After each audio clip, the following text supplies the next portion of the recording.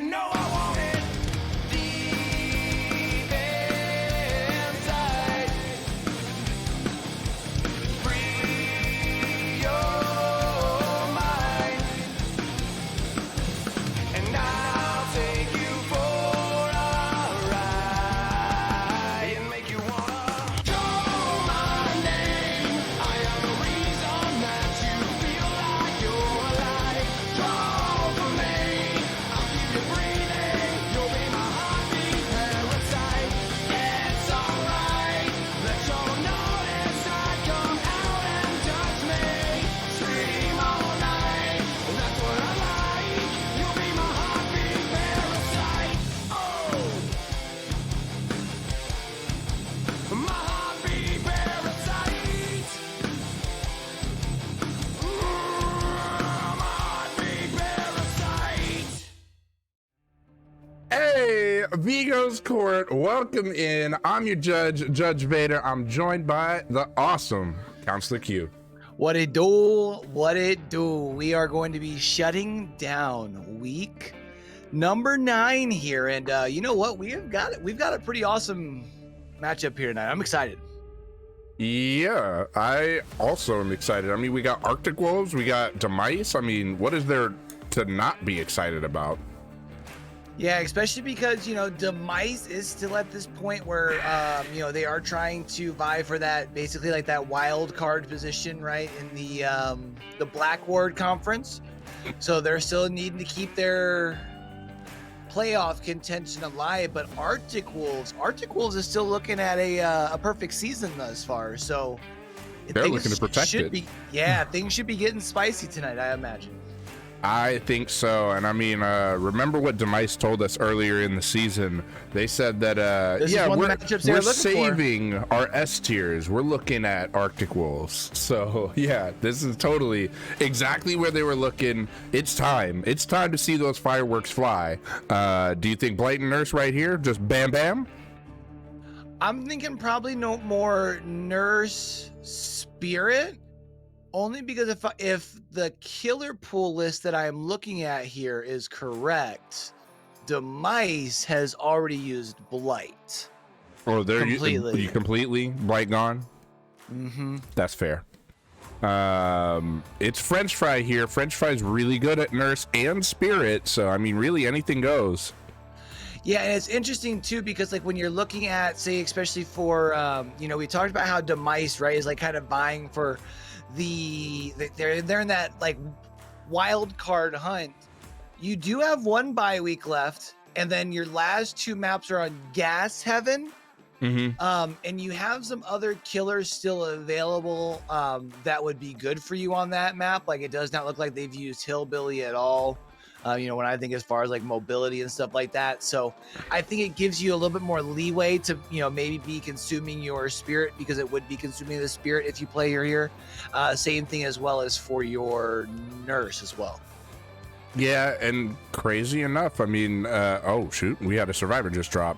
Coming back. No, wait, Solar Blazers entered the chat. Yeah, definitely. I think this is a really good opportunity to, if you're Demice, go ahead and kind of try to punch that ticket to get to the playoffs. Arctic Wolves, of course, I mean, I don't think there's any way they lose out of the playoffs at this point unless they just throw every game from here on. You know what I mean? So I think Arctic Wolves at this point is in. It's just a matter of where. They could still fall out of winning their division if they were to lose here and lose out. No. Actually, I think, they would still have the tiebreaker on Demice at that point. Actually, they'd still be a game above Demice as far as for their division. So they're solid where they're at. But it's a perfect season still on the line. And you don't want to let that go. And it's interesting because Demice actually was the team last week that ended Monarchy's perfect season. They have been kind of the season wreckers for a couple teams, huh? So for sure, this is an opportunity for them to come out and do it yet again. And it's funny, you mentioned the bye week earlier. we're kind of doing something exciting with the bye weeks now, making exhibition matches here at Vigos. How we're raising money for the prize pool for next season. Did you hear about that? Earlier today was a lot of fun to watch, honestly. Oh, the yeah. little bit that I could catch. Yeah, no, it's super great, and definitely for everybody out there viewing right now, what's really nice about it is that you guys, the viewers, actually get to kind of affect the game a little bit. You can give the survivors certain challenges they have to complete. You can give the killers certain challenges. You can choose what killer gets brought, what map they go to.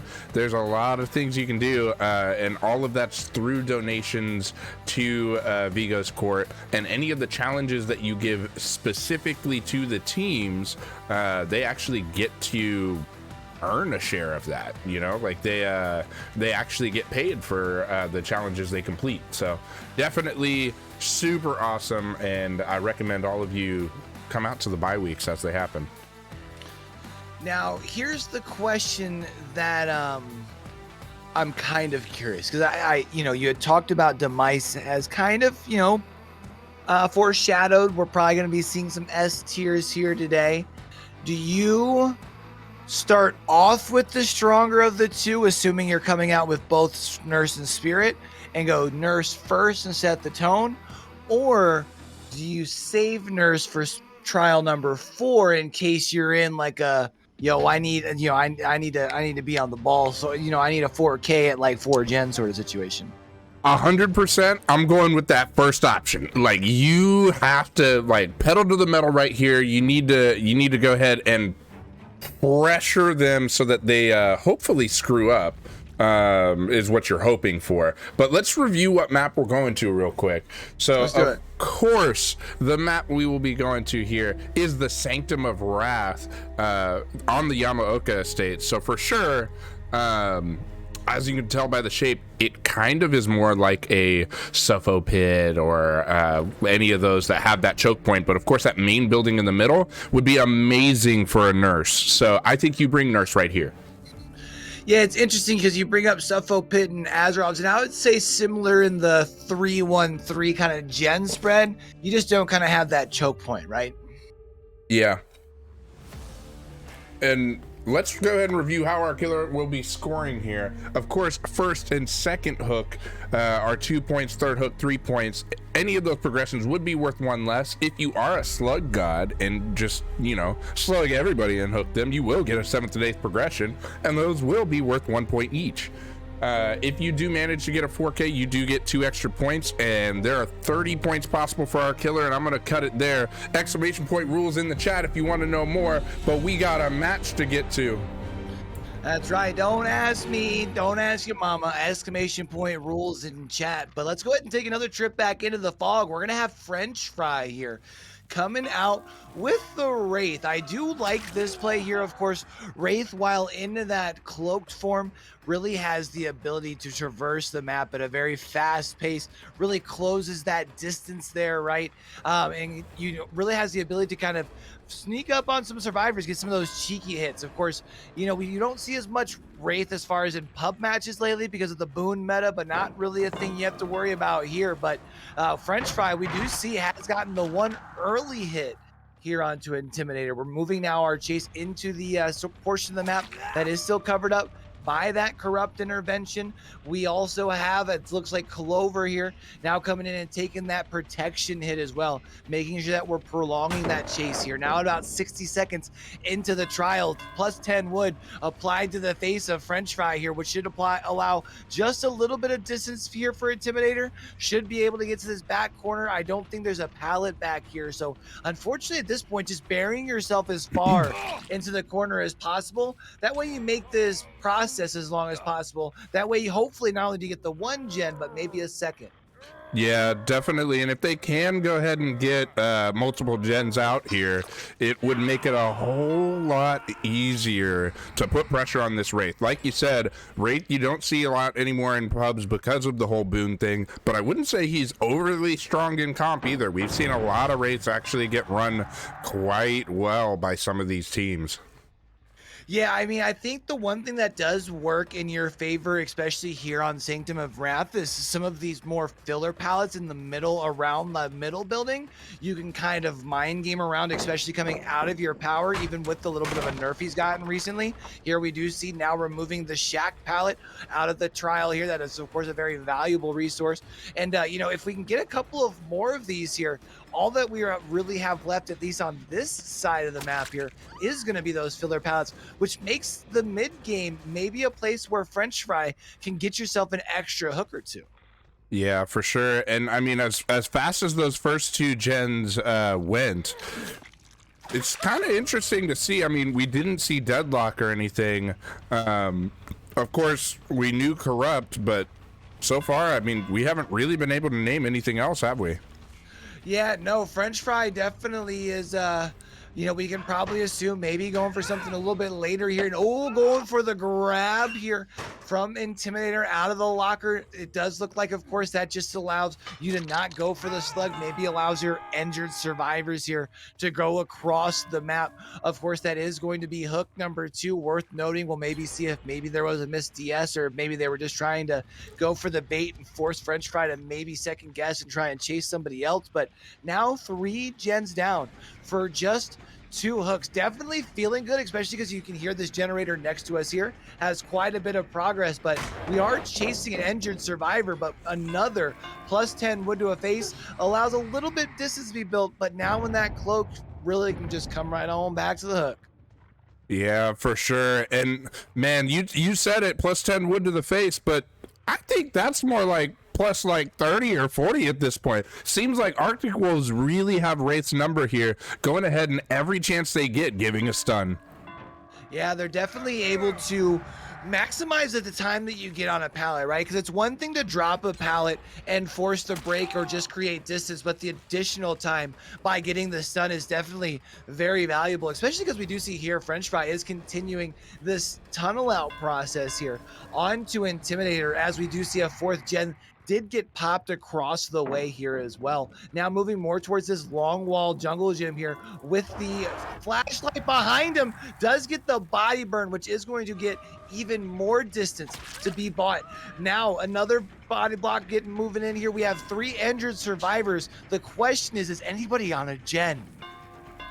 I mean, I only see 2 survivors here, so you gotta think they're on a gen somewhere. They are probably going to give away a hook state, though. Oh, maybe they're not on a gen. They were on Solar Blazer, getting the heal. That way they could come for this body block. Unfortunately, execution wasn't there. Yeah, and unfortunately, Spy coming in and almost like falling behind. You aren't allowed to build that much distance, which now allows French Fry to basically get a free health state here. You're not going to continue the chase because, of course, you did just accomplish a tunnel out, so you're just going to come over here and secure this hook state for sure. We do have a flashlight, not going to have the angle, though, unfortunately. Intimidator up on the hook. GG's for you. Now the question is, how much time has been bought as far as progression on gen, because we have 2 injured survivor, and things kind of change up once you get down to a 3v1, especially here. Now we see all 3 survivors left from the trial are injured. Yeah, and only one of them has that med kit, right? Or wait a minute, didn't Intimidator have the med kit? So med kit on the ground somewhere could be a really good opportunity for somebody to try to pick that up and heal themselves. Yeah, and we are going to see here at this point a down onto Clover. We also have another survivor. This is Solar Blazer getting caught in the corner. We do see the heal coming into Spider. Not sure if maybe Spider was able to find that med kit, but that is now 2 slugs on the ground. Now the question is there an unbreakable in play? We saw some scratch marks. Don't think there was enough time to be able to get a full heal. So at least now French Fry can take this slug and move it towards your other slug, and you can kind of protect while looking out for your other survivor. But French Fry really kind of pulling back control in this mid game. Yeah, for sure. And I mean, as killer, that's what you got to do, right? You have to go ahead and not freak out. Don't like, you got to keep your composure, and that's what we're seeing here. Oh my goodness, wait a minute, we heard that was an unhook and they're broken. That could be renewal, and they exchanged. He's got the med kit now. Man, this could be renewal BT. If you hit him, he's gonna fix himself from mending and then just heal up. Yeah, this is tough. You definitely want to try and finish this chase as soon as possible. But we do see the heal now coming across onto Clover. Of course, you talked about that renewal. We also have the unhook here as well. The Arctic Wolves doing what, honestly, they've been able to show having a really good knowledge of doing and really good strategies throughout the season thus far here in Vigo's court, which is just constantly exchanging that pressure while also putting out the pressure on the objective itself. Yeah, for sure. And hey, guess what? We do see Bamboozle there. So that's the first time we've actually seen Bamboozle this match. And I mean, we're quite a ways into it, right? Yeah, we're quite a ways in here, indeed. And with that Bamboozle, it does mean now our survivors can continue to work around that Lupa chat, which does have a generator inside it that has so much progress. Again, another pallet. French Fry here is going to go ahead and come back to the shack here. I'm not sure if there's enough time here for Clover to finish this gen. No shack pallet here as well. I had actually forgotten about that.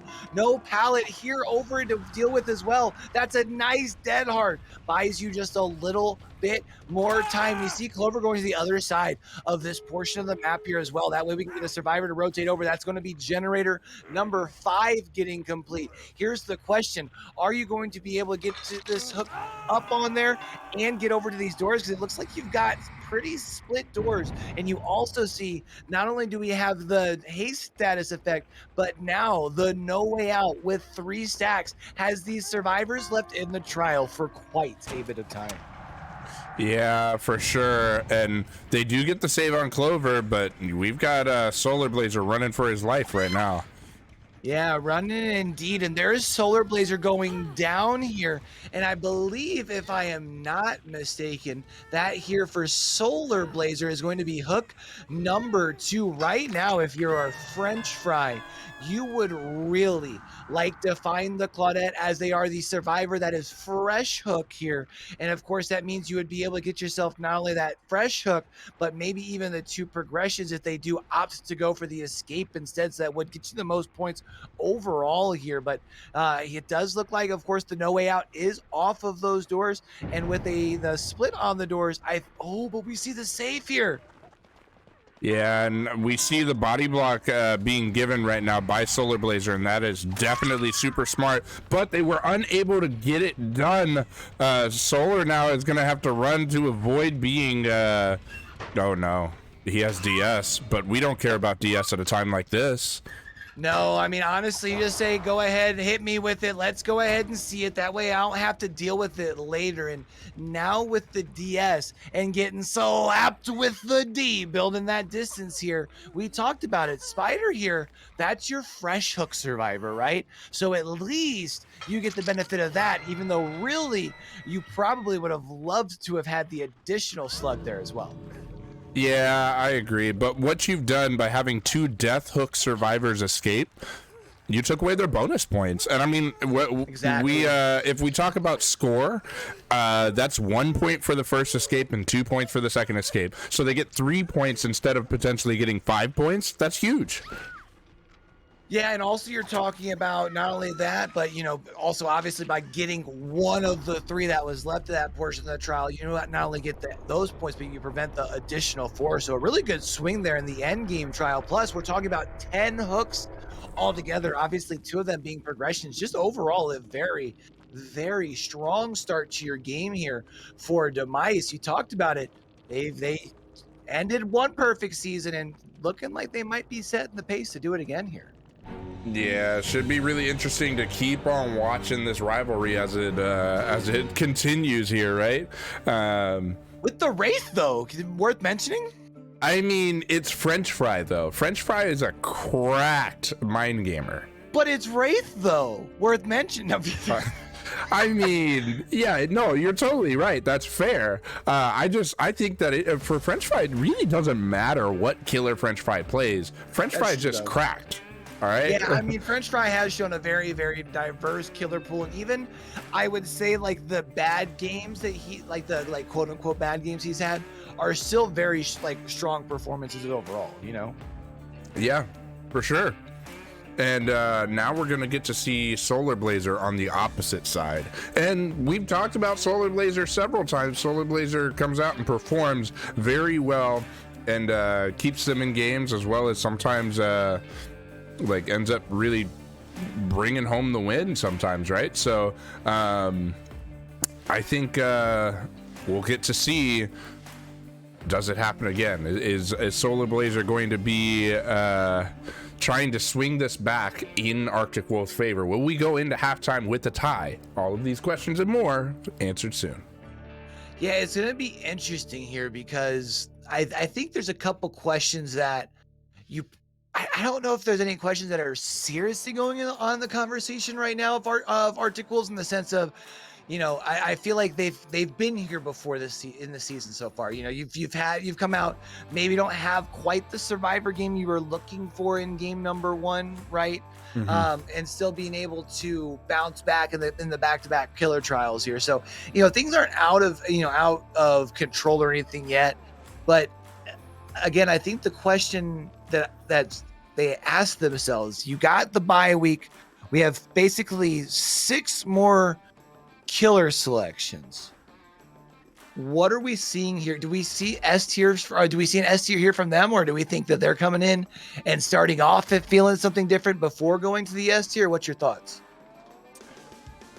I think Arctic Wolves here, they're out of Nurse, right? Nurse is gone. They are out of Blight. Nurse would be being consumed if they use her tonight. Okay. I mean, it's fair to assume they could use her tonight. Do they use her right here? Maybe not. I think they come out with something else right here. They bring Nurse if they have to in the 3rd trial. But I'm trying to think, who else does Solar Blazer bring? I want to say the first. Oh, hold on. That snuck up on you. Bless you. Like out of nowhere. Yes, thank you. I want to say the one time that we have seen Solar Blazer bring out the twins in the regular season, I want to say was on this map, and I see that twins are still available on the killer pool. I see you making the face, but I seem to remember him having a relatively strong twins game in that performance. I mean, that's fair. I mean, Plague is completely available. We've been seeing Plague a lot in comp recently. And, you know, knowing that, you know, their coach, Wispy, has a pretty strong Plague game, you know, might be something they've been working on in the background. I would actually like to see a Plague, 100%. I think that would be amazing. You know what I mean? Arctic Wolves have not used Spirit at all, so I would assume we're going to see her at some point tonight. I don't know if that is in trial 2 or 3. But I feel like that would be a good pick here as well. Of course, they also have Death Wish next week, who took down Agony in DBD League's tournament this week. So, I mean, Death Wish has shown that they're no one to be writing off yet in the season, right? Oh, so for sure. I don't know, man. I think this is one of the things that always intrigues me about when, like, rolling into a matchup here in Vigo's court, because there's so much strategy to it, right? Like, it's not just like, let's go through a ban process to figure out who we're playing. Like, you kind of have to look at your season ahead of time. And then now at this point, we're coming down these last couple weeks, you know, you kind of have to be strategic with the picks that you want to play. Right. Yeah. And I think, man, it's really interesting to see how this season's developed, because Arctic Wolves, we had talked about like being one of the really strong teams. Of course, they won the qualifier tournament, and then they're still undefeated right now. But I would say the the gap that there was a little bit between like, man, Arctic Wolves is like the clear number one has kind of really come in, hasn't it?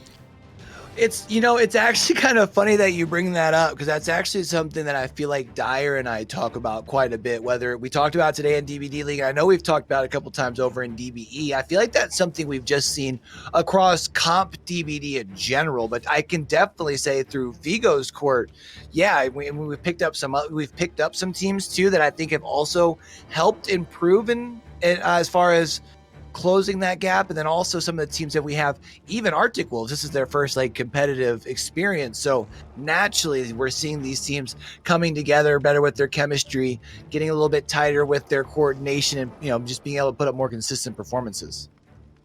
Yeah, and these survivors seem to be having some trouble. The only thing that worries me whenever I see survivors start like jumping in and out of the lobbies is the you jump back in and maybe all of a sudden have like a pub build instead of what you had ready to go into the trial. Yeah, and we've been ready for a little bit here, and now we see like 2 toolboxes, things like that. Like we see 3 Adam Francises. Like what's going on here? Yeah, too strong.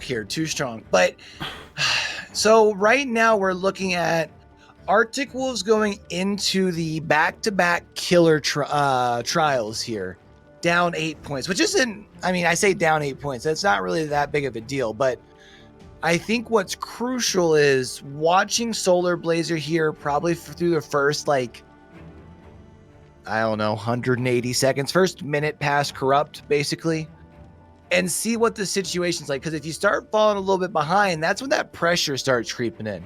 And sometimes that little bit of added pressure, right, starts making you like overextend in a chase, or maybe you start swinging when you shouldn't. Like, let's say if you're playing Nurse, right, and you swing when you know you shouldn't after second blink, so now you have a longer fatigue, which now you're getting farther behind, which now gets you more frustrated, which, like it can compound down like that. So I think for knowing that Solar Blazer is coming in here with an 8-point deficit you're trying to cut into, I think these first 3 minutes are going to be very, very important. And if you're Demice, I almost wonder if you try and stealth out Corrupt, even though we've seen stealthing out Corrupt kind of become a practice of the past.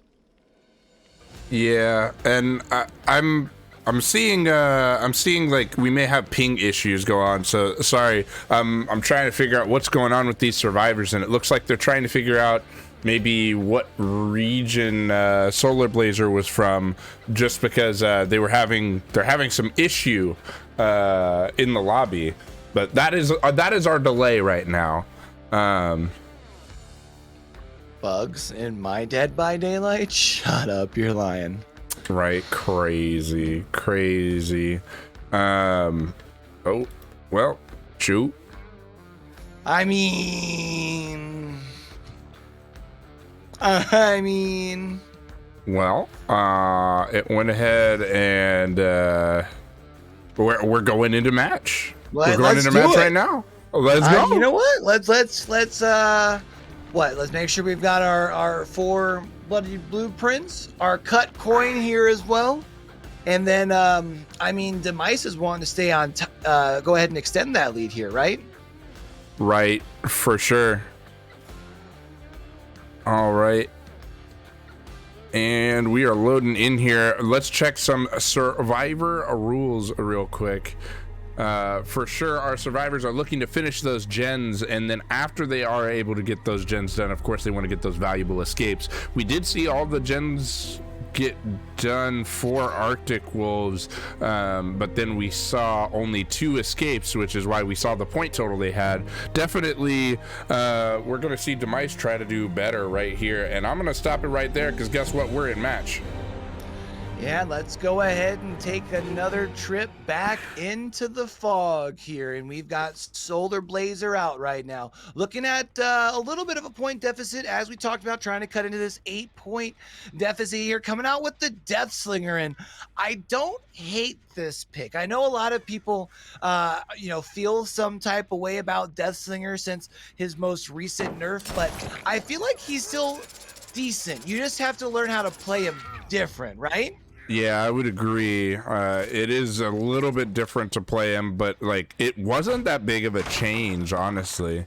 I still play Deathslinger now. Like, it's not that bad. I didn't feel like the change was too significant to where he's not viable anymore. Things like people were saying when it first came out, you know.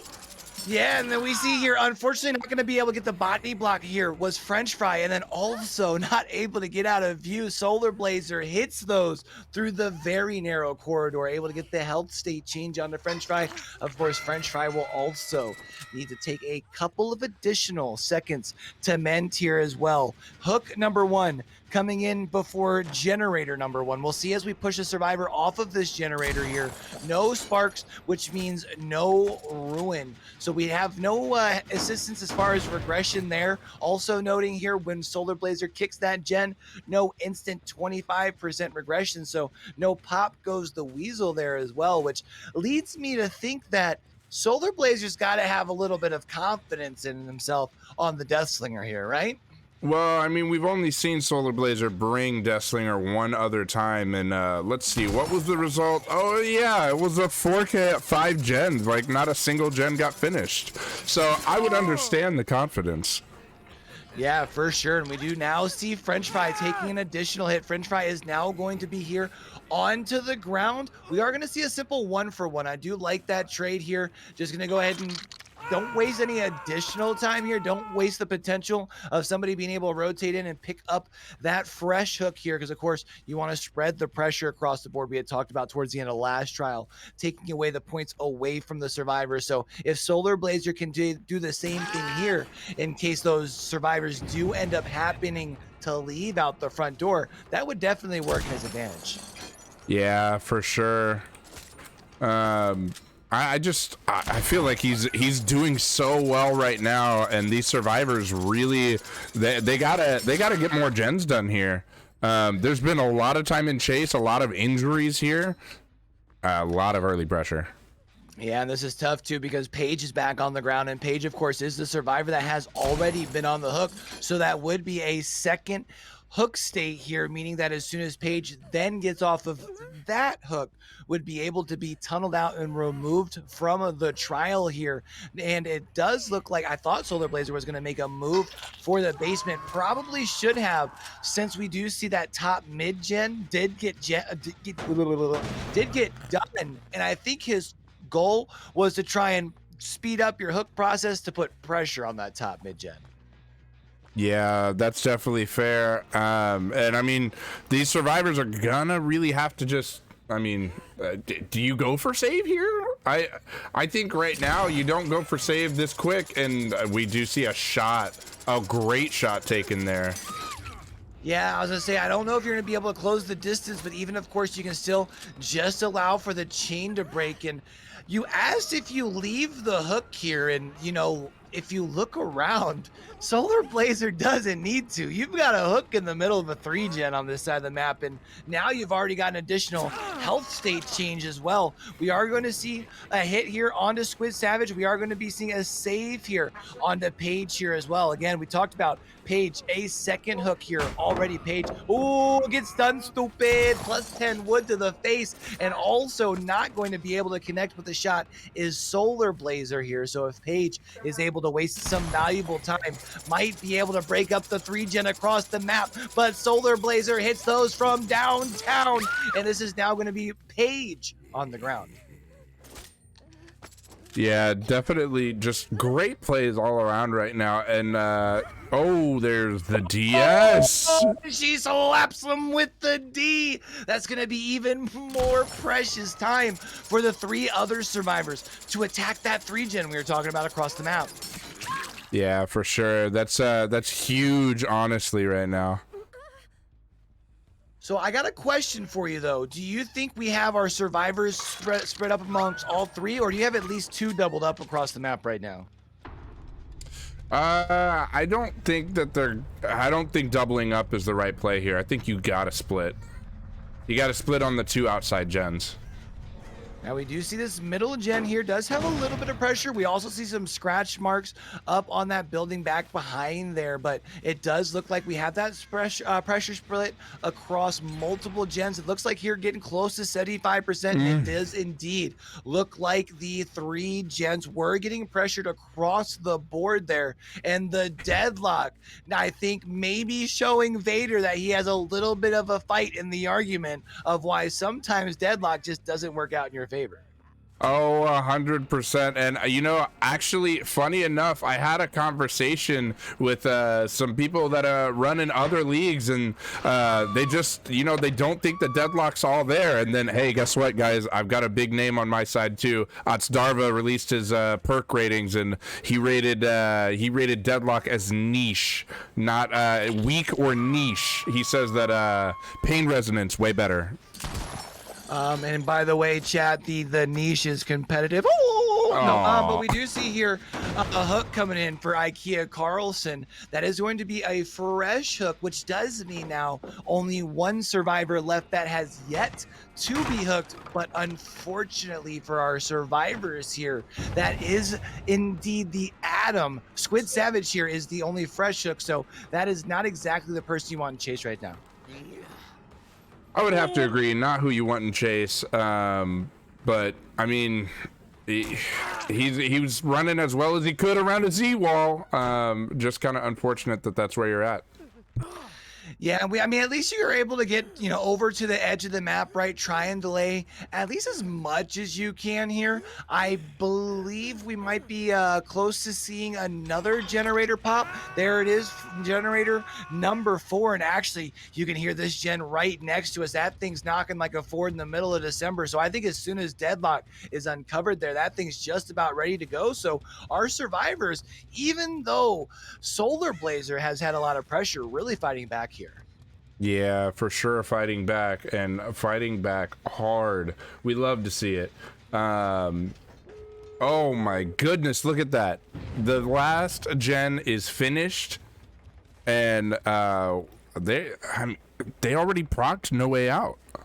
Yeah, the No Way Out has already been procced here, but 4 stacks gets you a whole bunch of time, gives you a whole minute here, and you include that with the fact that on the right side of the screen, we do see that haste status, and I am pretty sure French Fry probably called out that glowy totem there in the shack as well. There is a down. Solar Blazer, I think the easy decision right now is coming back and checking in on your hook, seeing if you have anyone making a play over here. We do see some scratch marks. Things could be getting a little spicy here. Yeah, definitely. I saw the crows go up first, then I noticed the scratch marks, and yeah, that means your survivor is over here. And of course, then we see the unhook follow soon after. Deciding not to chase the injured survivor and instead go for healthy, definitely smart here, knowing what we have on the table. Yeah, indeed. And then also, you're able to come back over here. If you're able to secure down, you have 2. That's going to be a down. Should be around. There it is. That is going to be IKEA Carlson down. French Fry, though, now up. I don't think that was an unbreakable. I think that was another survivor that we had seen leaving the scene over there. Now we hear some scratch, or not hear some scratch marks, imagine. But now here, we are going to see a swing and a miss. Very nice dead hard here by French Fry. However, Solar Blazer hits those. Now here's the question. You're kind of stuck in a little bit of deliberation. You've got 2 slugs. Do you get risky and go for the 4th? It does look like Solar Blazer's just going to secure the 2 hooks, one of them being in the basement. So I think this will probably be Squid Savage just taking the 1 out. I mean, I think that's a smart call, because if you don't, you run the risk of just not getting any escapes. And we do see the door here getting open, and I'm sure with the call out of the basement hook here, yeah, I was gonna say Squid Savage should just be leaving here. No sense in coming back and across. Even if Solar Blazer didn't go to the basement, you can actually get a quicker hook, as we do see here, moving more towards the middle here. And that will be, of course, a progression on the death hook of French Fry. So, I mean, at least moral victory, I guess, that you take the additional point for the elimination hook there, and you also still got the 1 out as well. So I mean, you're playing things pretty close to the chest here, but when we talk about the overall score, I mean, right now it looks like Arctic Wolves looking at a little bit of a lead fighting back right now. Yeah, for sure. And yeah, that was honestly just a really good round all around. And you talked about it. You now, like, you didn't bring Nurse, but do you now? Do you think? Keep Man, pressure on? so I think the big question is what's your take on Spirit? Right? Because if Mm-hmm. you feel like Spirit is still in a good situation on a map like this, then you're not burning one of your last two S tiers. However, when we're talking about the map that we're on, right? Like obviously the Nurse gives you the ability to put pressure on that top mid gen, which is kind of a very crucial gen when it comes to trying to protect the as far as like trying to like really play into your map, right? Right, for sure, for sure. Oh man, and honestly, like this is really getting spicy here because that's gonna be it's gonna be tough now. Demice feeling like they had the early lead now may not feel that way, you know. Yeah, I will. I mean, to be fair, right? Like it's basically equivalent. It's like the difference of two hooks, right? Mm-hmm. Or a hook and a gen, if we're talking about over the course of two trials. So I don't think Demice is sweating right now. But, I think after, I would say Arctic Wolves probably didn't get the results they were expecting when they walked into trial one and saw a Wraith, right? So to fight back and still be able to not have to use an S tier and still basically walk into trial 3 with a small lead, definitely, I mean, you're definitely feeling good right now. The momentum's on your side. We've seen Solar Blazer has been very strong and consistent through the season. So I think it's just about maintaining at this point. Yeah, for sure. And honestly, just super good play from them, honestly. And I might have to check on something real quick, but who would you bring if you're in this situation? So I think if I am looking at so we're talking about Arctic Wolves coming out. Well, I think one of the first things you look at for Arctic Wolves is you've got the rest of your season is all on this map. So you're not having to talk about needing to save a particular killer that you like for a particular map, so to speak. So I think for that reason, I still think Spirit. I know a lot of people feel like Spirit's kind of like very drastically like shifted in the meta as far as moved down the tier list. And while I think you can discuss is she S or A, I think she's still very firmly in the top 3 as, number 3. And since that's the killer that you have not used of your S tiers, I just think that pick makes most sense here. Yeah, for sure. I say that, and we thought maybe they were going to bring out 2 S tiers here, though, too, and they end up bringing out. It's kind of funny. Both teams have brought out non-S tiers off the back. I'm not sure if maybe they were trying to maybe catch the other team off guard or what the deal was. Yeah, I don't know. I think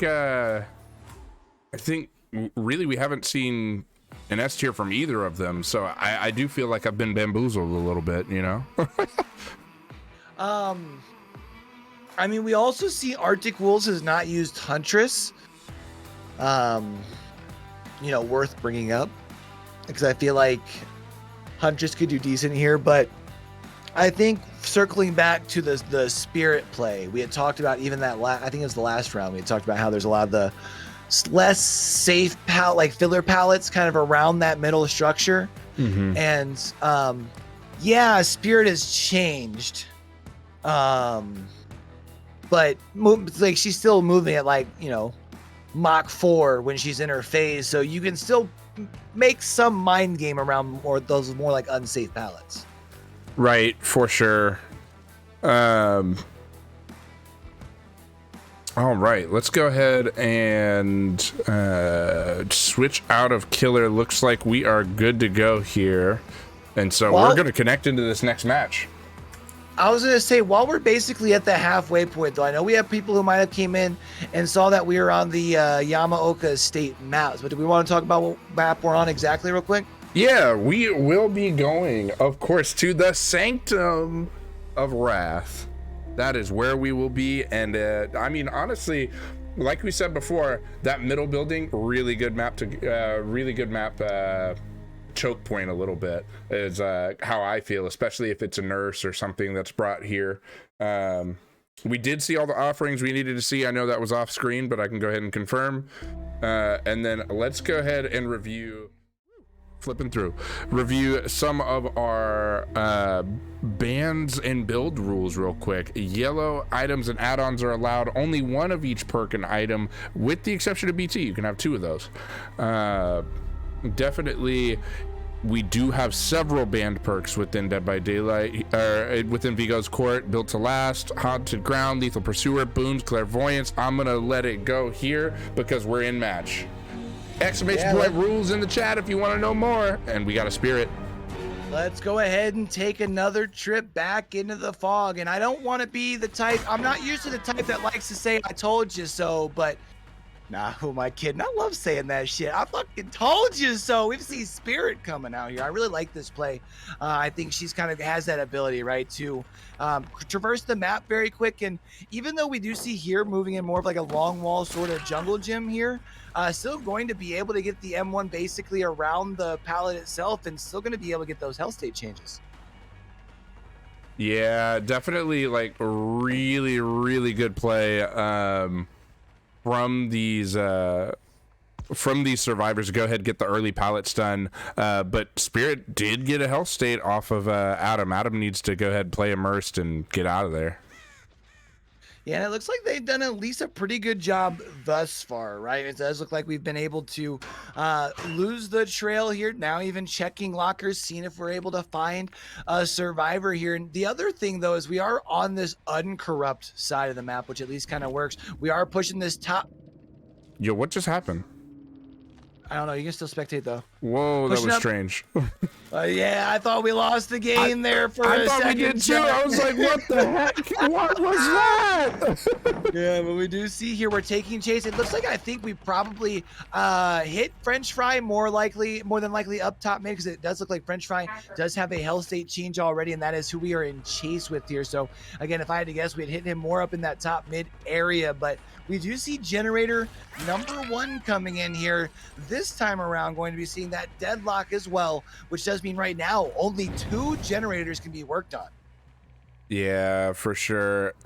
Oh man, look at this. We do have our Claudette dropping and then going over. I thought that was going to be a grab. I wanted to see a juicy grab, but no grab.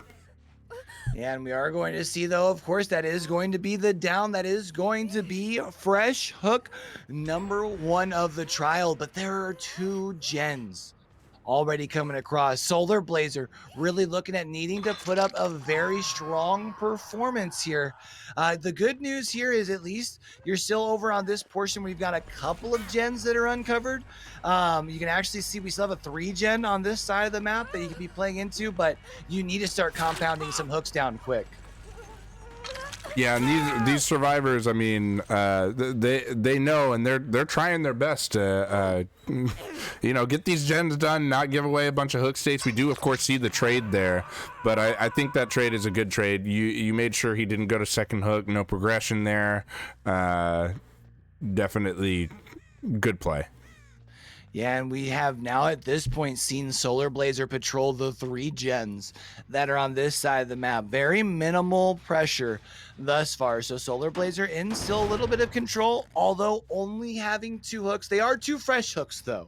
So you have started spreading that pressure as we had kind of talked about heading into trial 1, which means you can potentially be taking away any potential escape points later here, but nobody moving in. And it's kind of interesting because I was going to point out I had felt maybe just a little bit of impatience on the quicker hit onto French Fry, causing a quicker and an easy 1-for-1 instead of forcing an additional survivor to need to come over and do a 2-person save, because it looks like now they might be allowing French Fry to just enjoy his hang time. No NBA.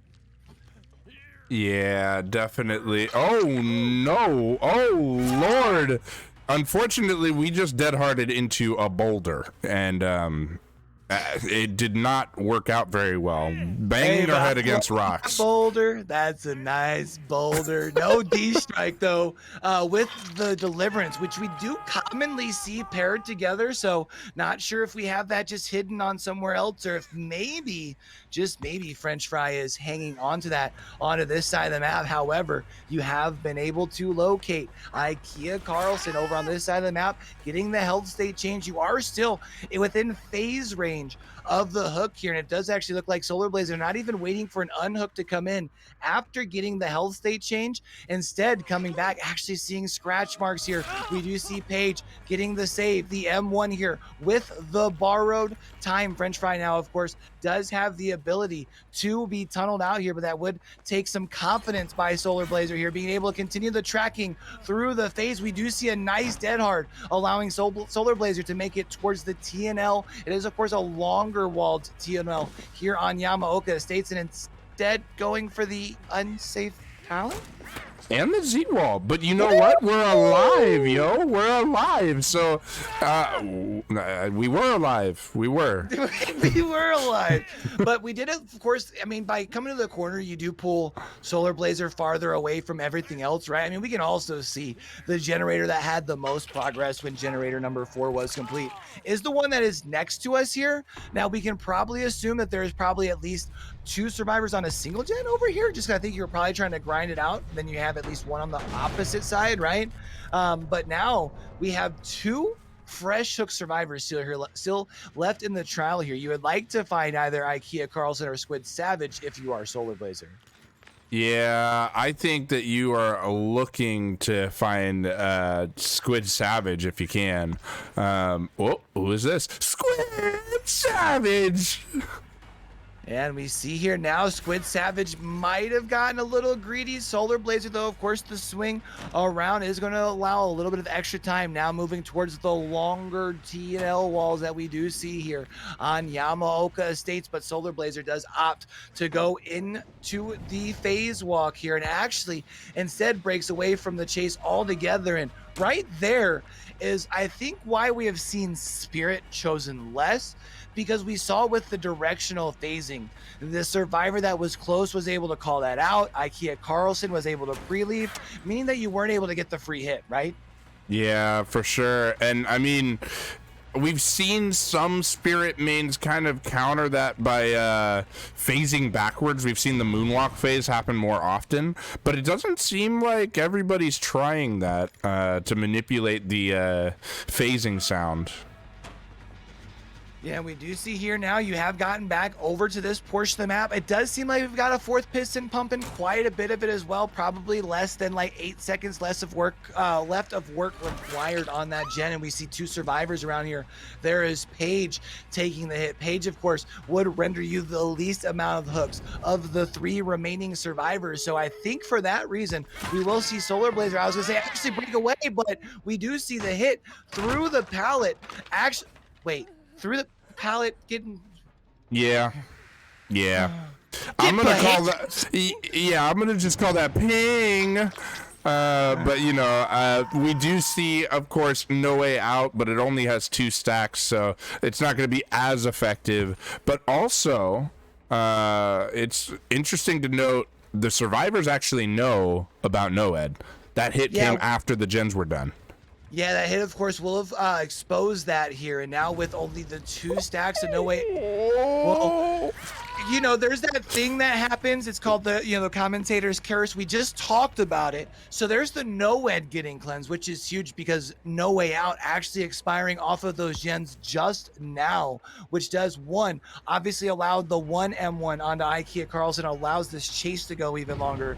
And I wouldn't even be surprised. I was gonna say, yeah, as this chase is about to be getting done, we see the save coming in. IKEA Carlson does have a pallet here. I am trying to remember if we still have Shack pallet. I think the answer to that is no, but we do see Solar Blazer here now moving along this little kind of really extended jungle gym here, doing a good job trying the tracking, but I think doing just enough to build distance. Yeah, honestly, that's a disgusting tile. Like, it is just, that's such a survivor-sided tile. If you don't take out the pallet there, you're never catching him. Like, he can hop through that, and there's a window on the same path. Like, oh gosh, and we're still trying to chase around it. We will get him this time, I think. Yep, and there we go. Spirit speed just too much for him, but like that's just that's a crazy tile. Only on Yamaoka. No way!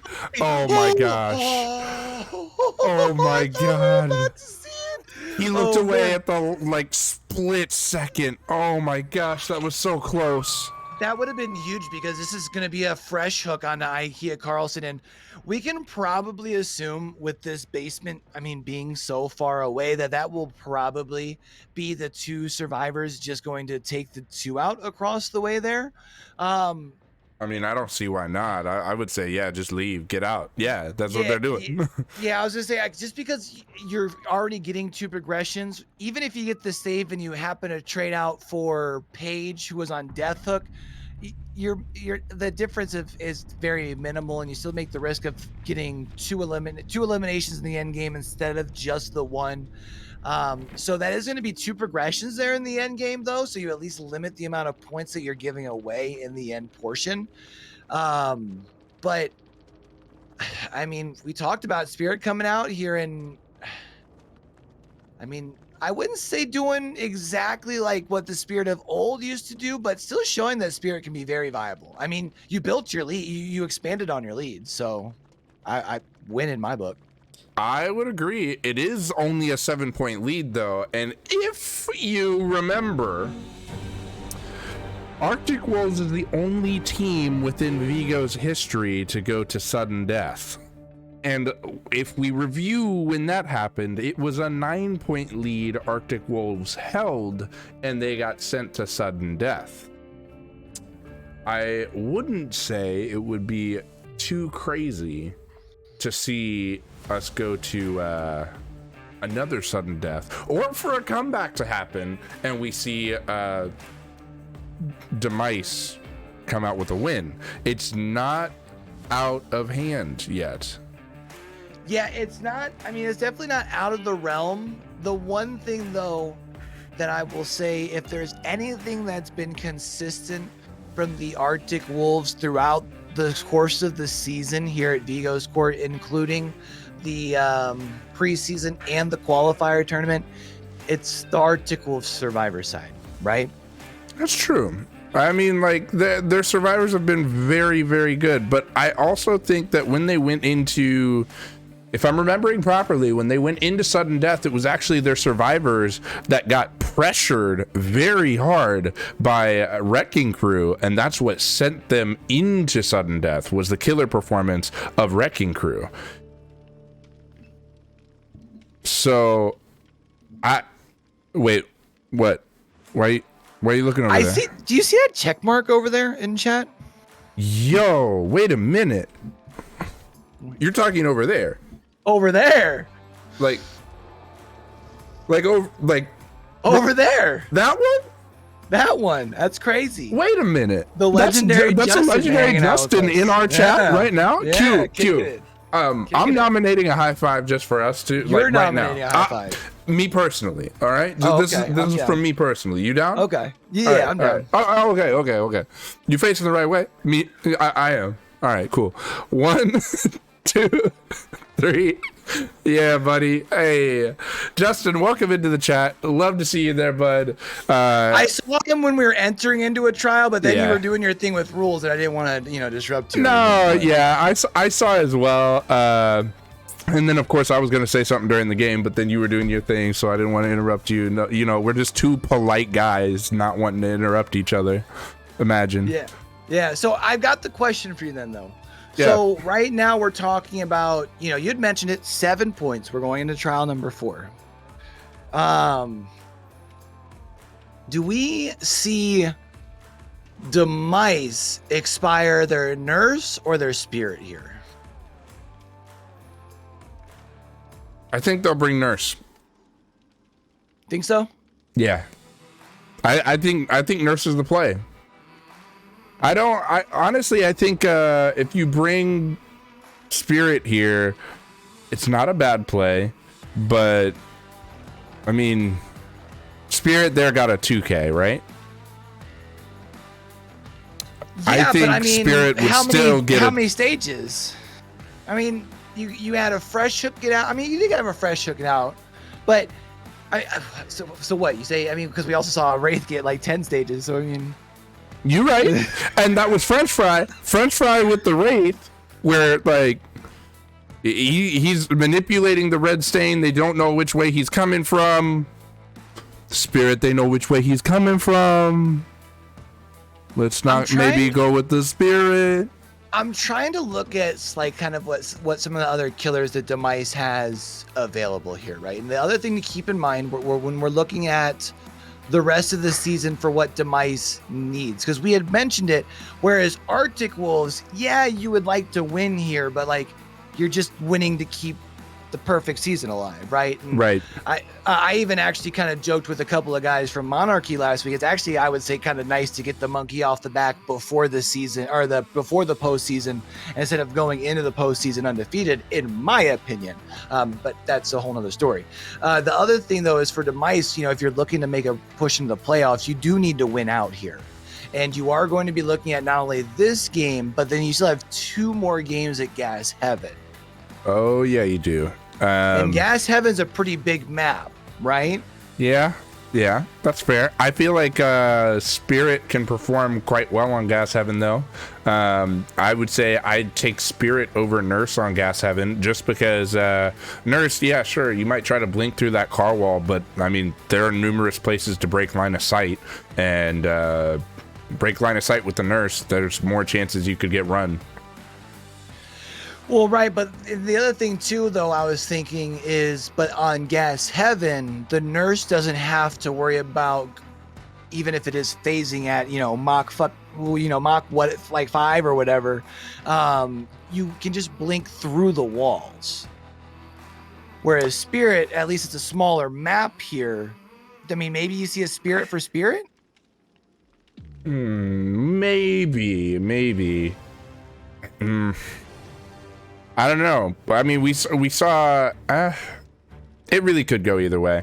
I mean, either way, we first have to get an invite from a killer before we can even get into a match. Well, I mean, I think right now they might be even asking themselves the same question that, that we're asking ourselves. So if I was in that Discord call right now,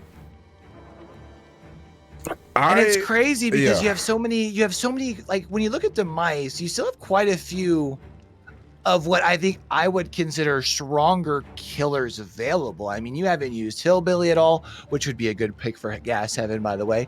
You haven't used Huntress at all. Could be a pretty decent pick for Gas Heaven. Could also be a decent pick here, at least with the ranged attacks, right? And I'll be able to get some quick downs. So,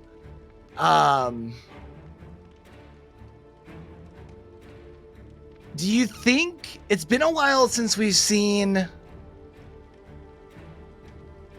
like a Cenobite? It's been a while since we've seen a Cenobite in Vigos, right? 2 or 3 weeks? Yes. Now, well, do you think adding the extra element of having another objective with the box might be able to incorporate just enough of something different to be able to render you the result you're looking for here? Definitely could. Honestly, Cenobite is annoying to play against, and especially on a map like this with, I think Cenobite could be a pretty good play. I've low key really started enjoying Cenobite lately, especially now that I know my boy's got the lines coming and everything. Ooh, I can't wait. Listen, don't you fucking shake your head at me, all right? No, I'm about it. I'm about it. It's just like, all right. So we got to see it today, but we overslept. We got Cali Bear, who is an excellent Pinhead main, right? Like, okay. Even today, I think they only missed 2 chains, and one of them was because the gateway spawned inside of a character model, and then when the chain came out, it just didn't hit the hitbox because I guess it started in the hitbox. I don't know. Behavior explain. But yeah, like, he's just annoying to play against, man. Like, so you said they only missed 2 chains? Yeah. So would you say that they like were just hitting their shots, no problem? Bro, like no lie? All you had to do was hit your shots, kid. Hit your shots. And they hit their shots. Like 100%. Yeah. Also, I'm not allowed to say that word. The word that's kind of like definitely, but it's not. Oh, that place that you go whenever you're looking for qualified candidates? What? Never mind. No, now you have me confused. Imagine. Imagine. Yeah. No. Yeah, I don't know. I feel like there's a lot that's on the table that could happen here. I mean, it's definitely a vibe. But I don't know. I first off, I just love this. I gotta say it. This is what you love to see in comp DVD, right? Like it's still anybody's game heading into trial number 4. For sure. Yeah, this is like, it's gonna be down to the wire. It's a good game already, but it's gonna get even better right here. We're gonna find out who gets to win this. Of course, Arctic Wolves, like we've said multiple times today, trying to protect that perfect season, and then Demice just trying to end back-to-back perfect seasons here. Let's go. As well as like you said, they're trying to get into the playoffs wild card right now. Like playoffs. I know, right? Playoffs.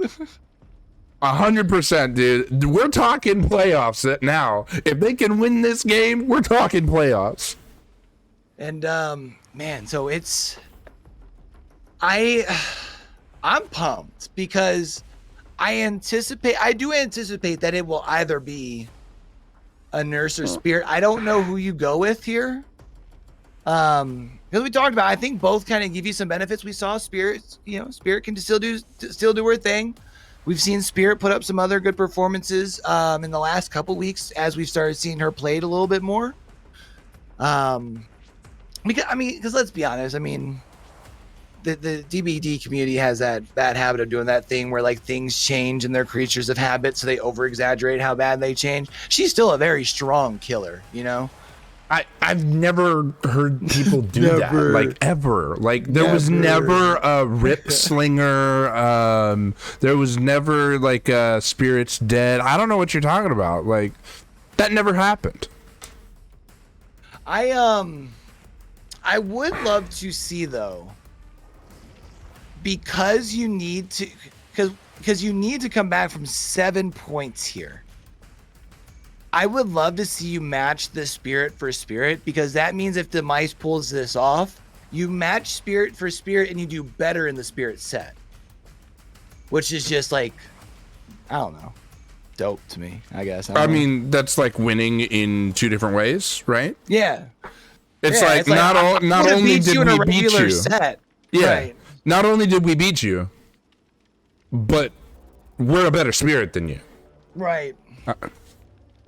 I think that's a win. That's fair. Yeah. That's fair. I mean, I would. I would be a fan. I just feel like it's tough because I think I agree with you. I think if you're talking about what puts you in,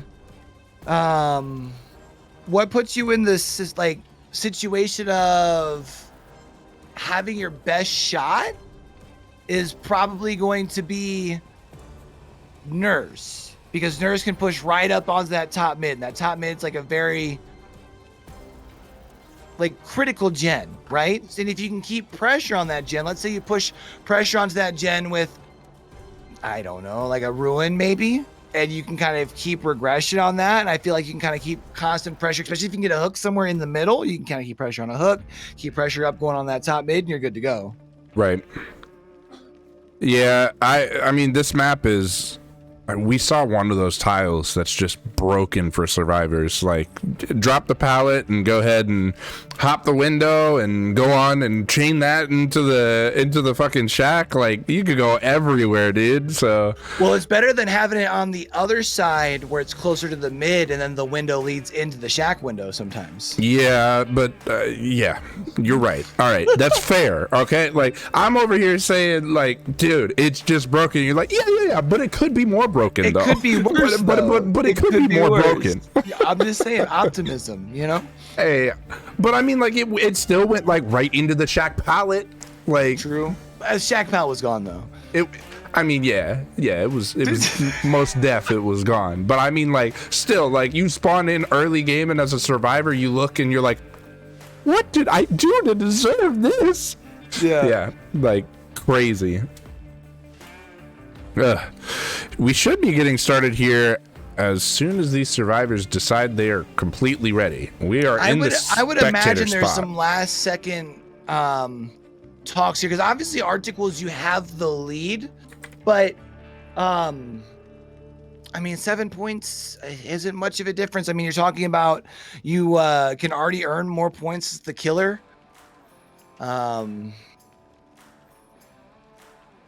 And I feel like with two teams so closely matched, honestly, the critical thing here is the killer for Demice is going to need to come out and not only play a good game.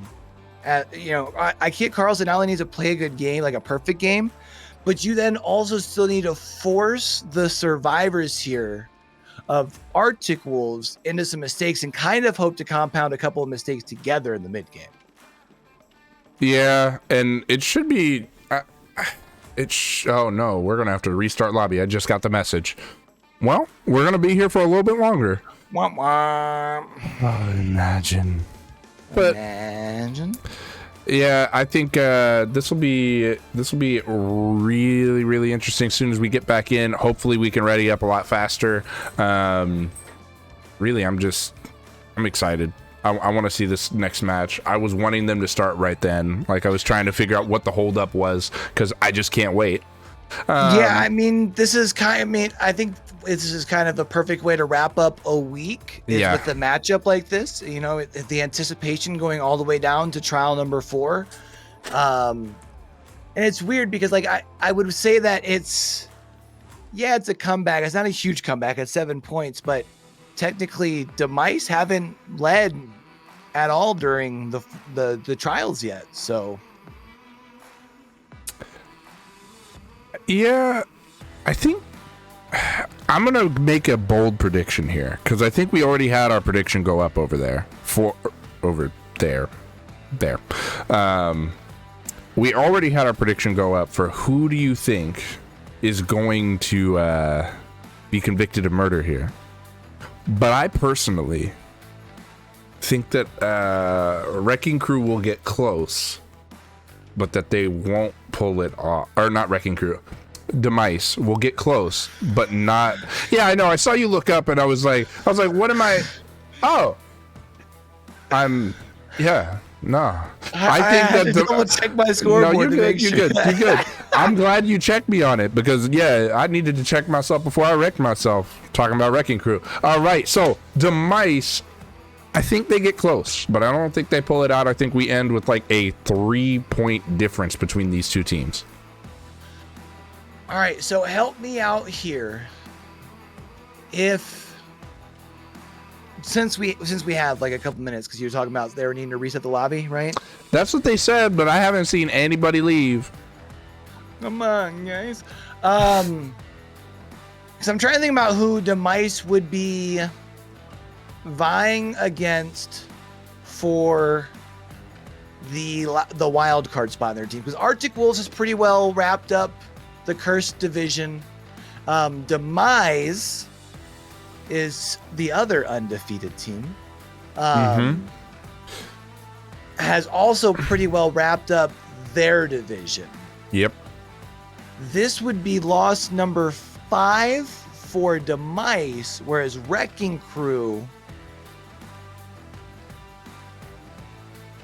lost their game this week against Demice is also at game 5. So they would be the two basically competing for the wild card position, and they face off against each other in week 11. Wait, really? Like a week before or 2 weeks before the playoffs? Playoffs? No, the week before the final week of the season. That's crazy. I think we are going to we're gonna have to really watch that game. That's crazy that they're gonna actually match up like that. Oh man. And that will be on Gas Heaven there. There's the new lobby that you were talking about. Did Carlson crash? Is that the deal? Is Carlson No. right there but not there? It sounded like Carlson might have been on their alternate account. The DBD ID did not match the one on roster. So Gotcha. yeah, as a result, we're waiting to have them go ahead and bring in the registered killer. And I know for some people, they'll probably hear that and be like, for real though. But we never want that to have to be like a judgment call like on our part, right? Like we want that to be something that's like very much strict by the rules, keep the integrity of the rules, keeps the integrity of the rules across the board in check, right? So in case we have anybody out there who has that concern, that's why. For sure, because I mean, like it would be it'd be horrible, like to have somebody impersonate or whatever, and it's like completely different Dead by Daylight ID or something, and we could easily check it, and then people like not even know, right? So we enforce the rules that you have to have all of it on roster and it has to match in order just to make sure that we have a fair game. So, man. So while we're getting our lobby reset, I saw 2 minutes ago actually there was a redemption. You got to put on a red beanie, my friend. Listen, man, we gotta up the redemption points. What's wrong with the 3K red beanie? for that? We gotta. If the red beanie is beanie? going to be something that's redeemed, it should be a special occasion, or there should at least be some hype for it. So here, how about this? For chat, if they want to see it, I am going to need a whole bunch of hashtag red beanies in chat. Is that fair? Hashtag red beanie, huh? Oh, I mean, because it's 3,000 points, bro. Yo, like, you want some hoghorn or something? You want that? I mean, I'm just saying, like, because if I had to bring out the red beanie, it's got to feel like it's a special occasion. It don't feel like a special occasion for 3,000. Was it 3,000 points? But if we got everybody in chat one, and we can get like a red beanie, like wall, you know what I'm saying? Yo, do I gotta go grab the bugle? I'm just kidding. Hey, let's get it though. Hey, red beanie, everybody. Hashtag red beanie. I'll start. Actually, Vigo's court gonna start. Oh, never mind. LaFive Gum was first. Hashtag red beanie. Get it. No, but that's fine. I'll do the red beanie. I'll. Look, there it comes. Look at this. We got 5 in there already. Hey, they redeemed hydrate. Look, red beanie still rolling in. Rolling. Okay. Hey, you know what? That means I'm wearing a beanie, you wearing a beanie. I just got the black beanie, you got the red beanie. We beanie bros. You know what though? I can dig it. I unfortunately, as long as it's one hydrate, right? Yeah, it's one hydrate. Okay, as long as there's only one hydrate, because I was gonna say otherwise I can't. You know, you just said that, and that's about to be Caster's curse, my friend. You about to have to go get some more. Mm-hmm. I mean, I guess I could I do it got while ice. I'm gonna while have you're to doing wait. your rules. I guess I could do that, but I Uh, can't do it now. You know. I mean, hey. By the way, I just want you to know, like, you still have red beanies coming in Do the chat. Take a look at the chat. Oh, I love it. We have red bee knees. Red in bee chat as well. knees. we got knees of bees too. That's a But why lot are of they doll red? hairs. That's a lot of doll hairs. A whole lot of doll hairs. Oh my gosh, dude. Red beanie for life. We see all of it in there. Oh my goodness. Well, we're still waiting for our killer here. So right now we are talking, you know, again, just for anybody who got lost in the red beanie hype, 7-point difference, right? So essentially, it's the difference of a full elimination, if you want to see it that way, right? The 7 points. Yeah. If we're looking at needing a 7-point difference, what, a 4K at 5 gens renders you a score of 30-0. Or no, 5 gens complete. Sorry. No, 5 gens complete. 30-9. 39. So that's definitely doable. So we're probably talking about around 3 out. Or no, 3K. 1 escape would only be 10 or points. 2K with some good hook count, right? 2K with real good hook count. I mean, like 2K with 10 hooks. I'm trying to remember because 2K with 10 hooks. I was about to say, because I think if I remember right, the 2K with 9 hooks was only a 5-point difference in trial 1, right? So yeah, basically a 3 hook game or a 3K game. Mm-hmm. No, that was a 10. It was a 10 hook wraith game at the start, and I think you're right. I think actually it was like a 5-point game. So actually, you need better than that. You definitely need the third. You need the third K. Do you think with knowing Although there were 2 progressions there, I think if you eliminate the progressions, maybe you get there. You're fine. Yeah. So with knowing that, then do you go something more along the lines of kind of where we've seen some Thana deadlock to go along with the corrupt, and do just a no ed or a no way out, or do you do corrupt, no ed, no way out with like deadlock or pop? Well, you know how I feel about deadlock. Right, but I'm just saying, do you think you go more for focusing in the mid, like trying to spread your pressure in the mid game, or do you try to go for more of like that full end game build? I don't think you go full end game build because you don't want it to get to end game. You want to slow down the game as much as possible and get as many hook states as possible, because remember what I said, progressions could keep you out of this. You know what I mean? Like 10 stage 2 out. You don't end up getting what you need. 10 hook 2 out. You get what you need.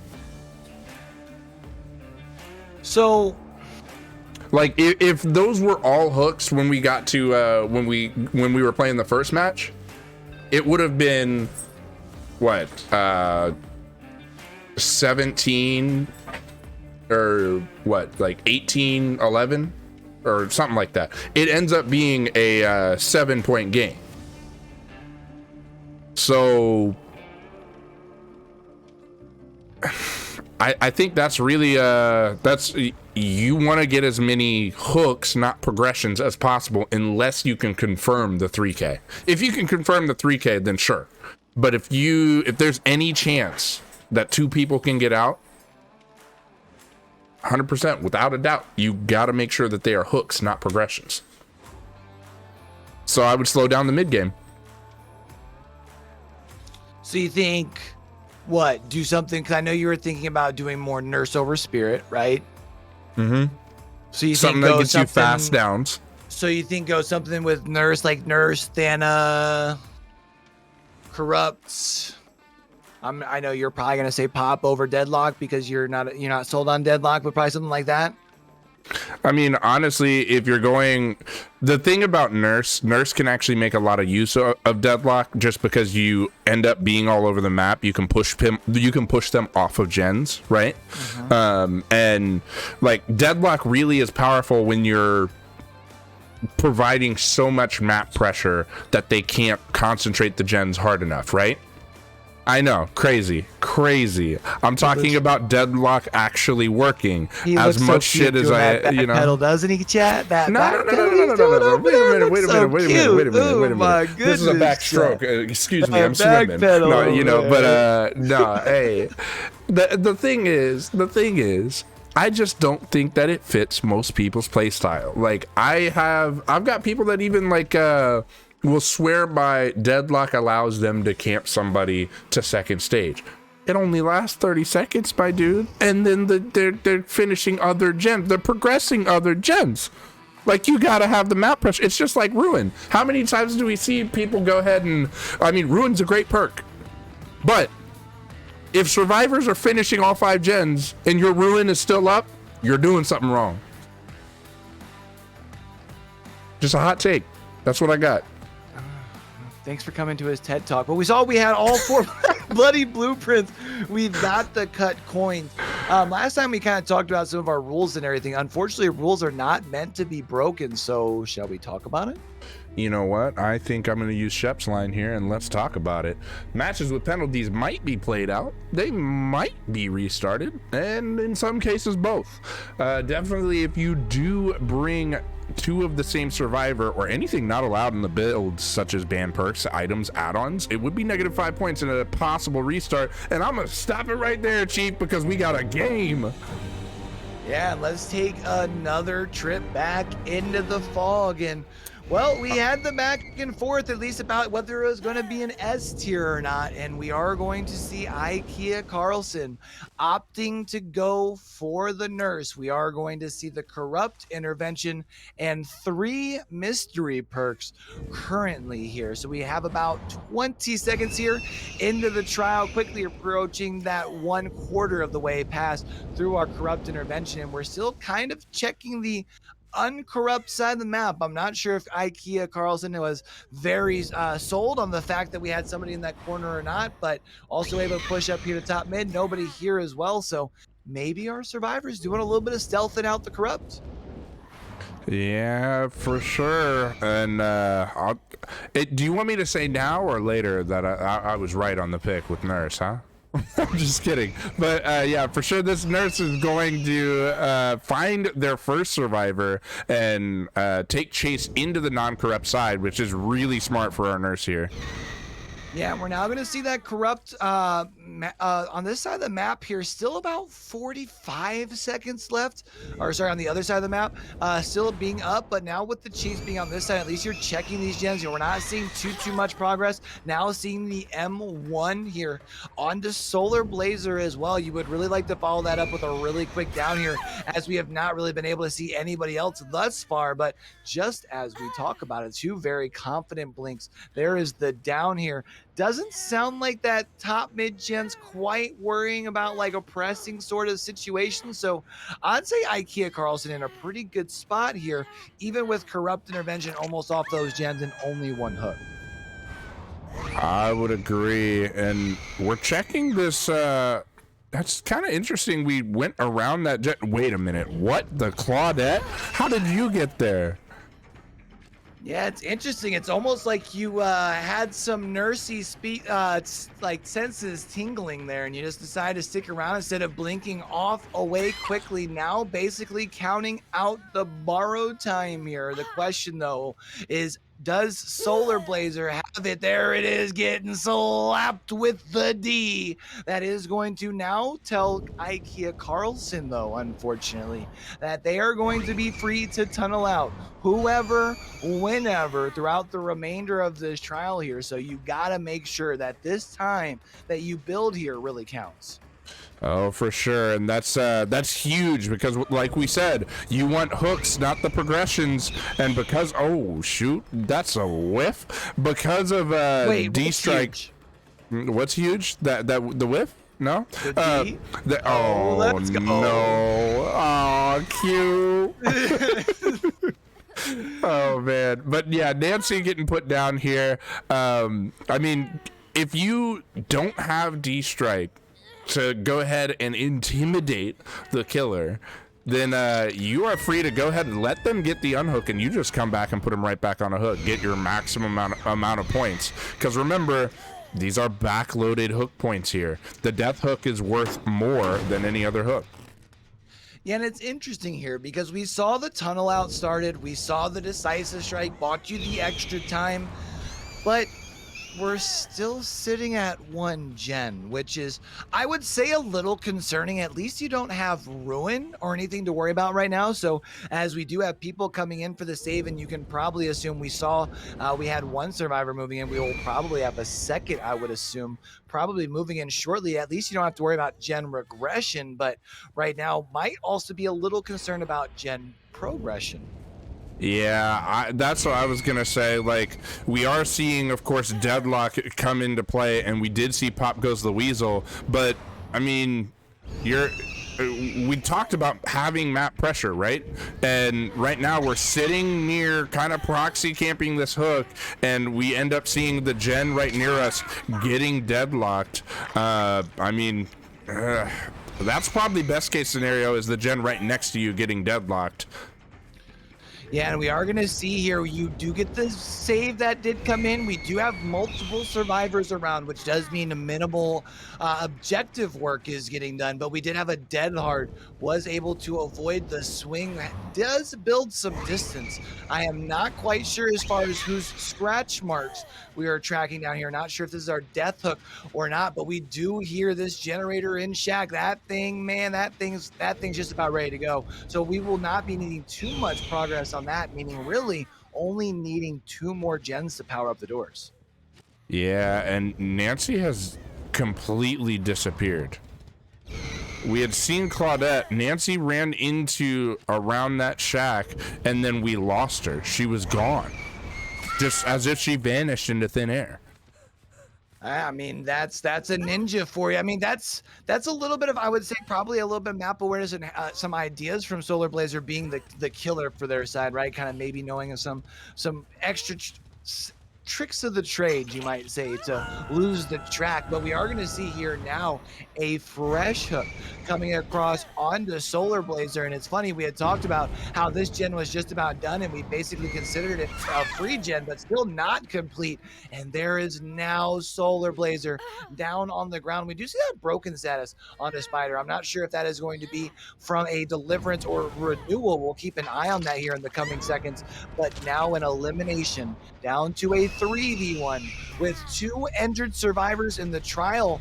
Right now, IKEA Carlson looking pretty good. Yeah, I would agree. Now, there's only one other, oh shoot, another gen finishing on this side. They're leaving the same gen 99. They're trying to counter the deadlock. Yeah, honestly, really good job by them. They know exactly what gen is going to be deadlocked every time, and unless Nurse can, oh well, you're not going to be kicking it now. Yeah, this is not very good for the Nurse here. I would hope that you have more hook states by this point, although speaking, you shall receive. Yeah, you do find Intimidator here. Intimidator being one of your 2 survivors that is going to be fresh hook. This is going to be some valuable points here.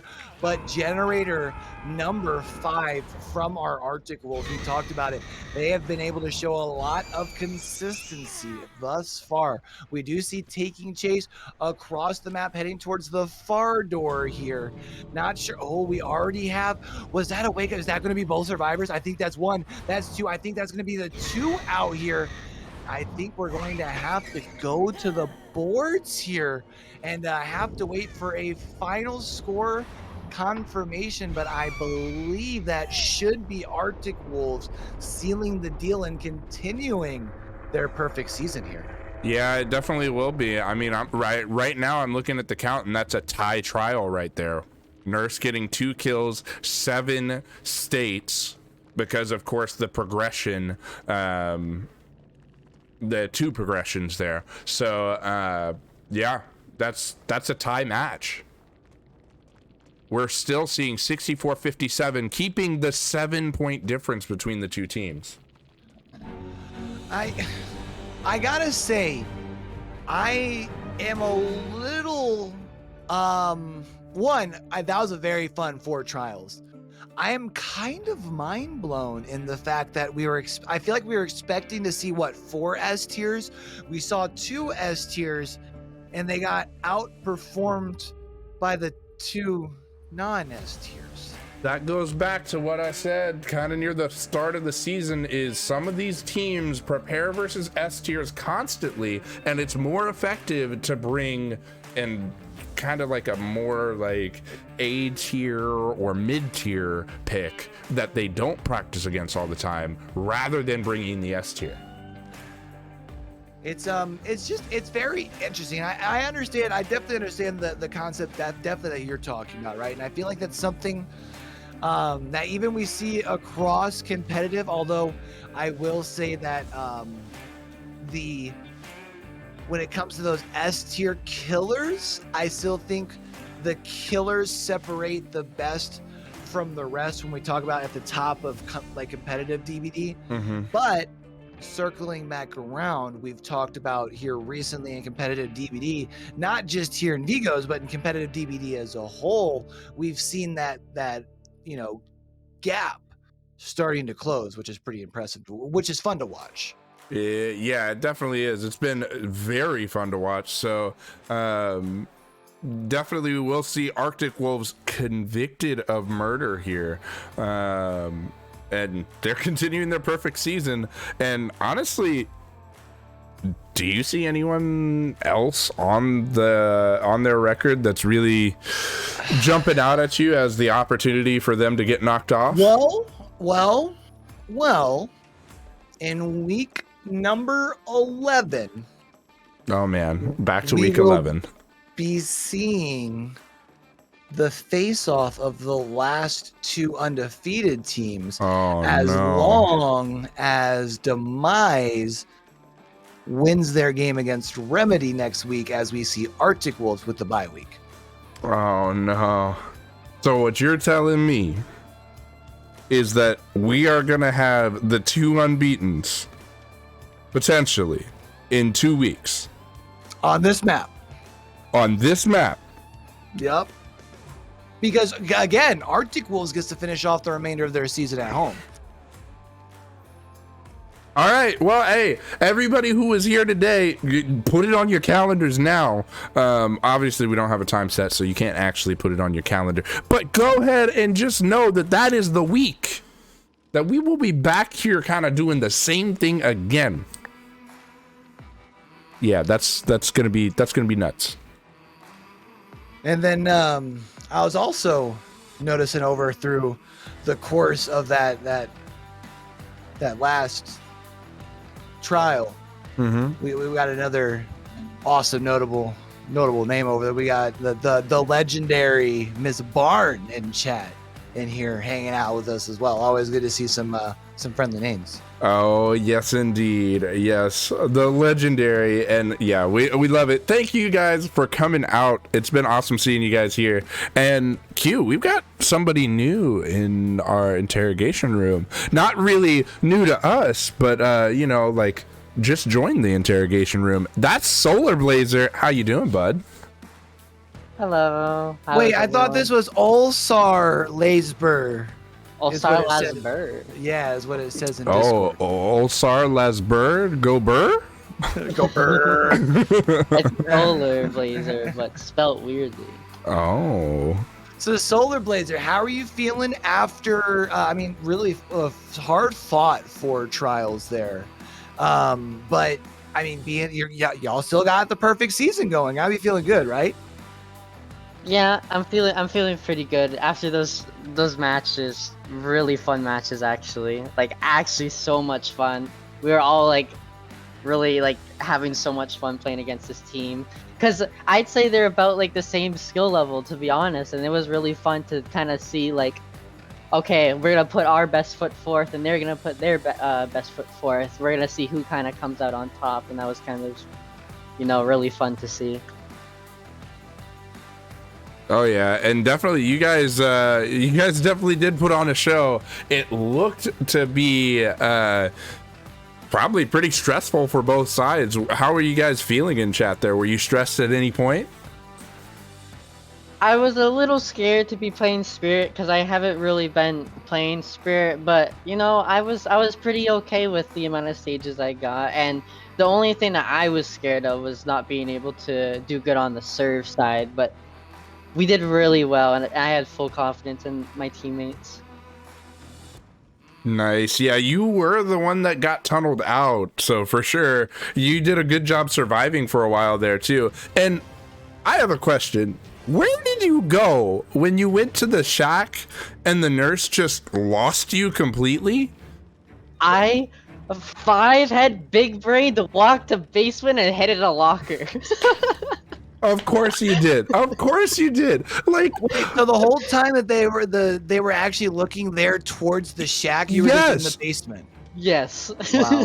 like, yo, Q, I knew I wasn't going crazy. I saw Solar Blazer run into the shack. I saw Claudette run out of the shack, and I know the nurse saw Solar go in there too, because went in, saw Claudette, and was like, "That's not the survivor I'm looking for." Goes back to the shack and sees no scratch marks and goes, "Huh, must have been nothing."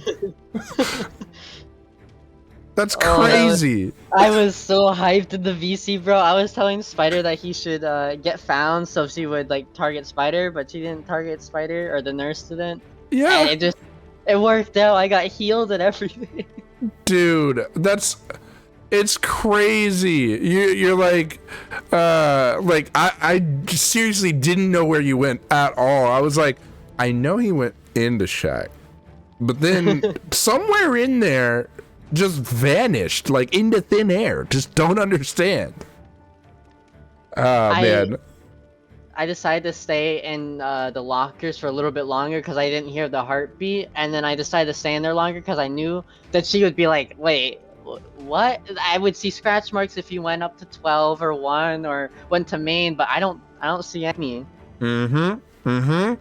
Yeah, you had me confused too. So definitely a very good play, good awareness, and yeah, that's got to be one of the highlights for sure. Where'd Nancy go? Where'd who go? And even if she knew that I was in one of the lockers, it would take her a long time for her to check every single locker on the top floor and then the basement too. So it was just a win-win. Oh, for sure. Making time for your teammates. And I mean, you ended up getting tunneled out anyway, which I think you were kind of expecting by that point. You already had to use your decisive strike. Then you had to you were running like that entire match. So, yeah, definitely. I think that was a good heads up play, and it definitely worked out for you guys. And did you guys know that you just needed the 2 out in order to win? Yeah, we were calculating. Dang. Every time a hook's going and everything, somebody's just going, all right, we're good. We need to leave now. We just need to get 2 out. Dude, I will say though, my funnest Slinger game I have ever played. This one was?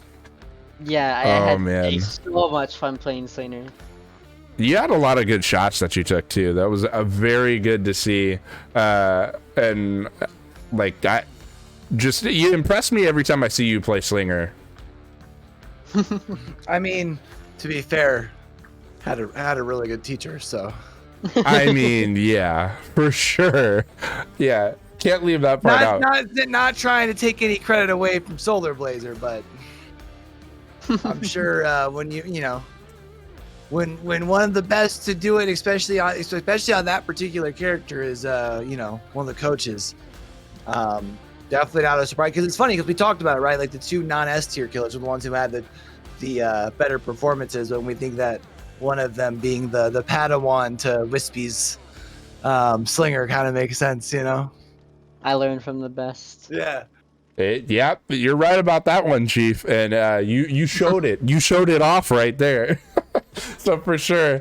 Do you have anything you want to say to the fans of Arctic Wolves, fans of Vigo's Court, to some of the celebrities in chat? Celebrities. We got Justin, we got Miss Barn, we got a bunch of cuties in the chat. Oh wow. Hi, everyone. Sup, baby? Hey, yo. I want to say I tried my best and I had a really fun match, and it was enjoyable to play these games, and I'm hoping everyone had just as much fun watching them. Oh yeah, for sure. I know I really enjoyed watching it. So yeah, we will be watching for week 11. I'm sure you heard us talk about as long as Demice doesn't lose a game before then, that's going to be the battle of the last two unbeatens in the league. They're one game before then. They're one game before then. My bad. One game before then. They play you, and that's the battle of the unbeatens. The battle for the title of the last unbeaten in Vigos. You excited?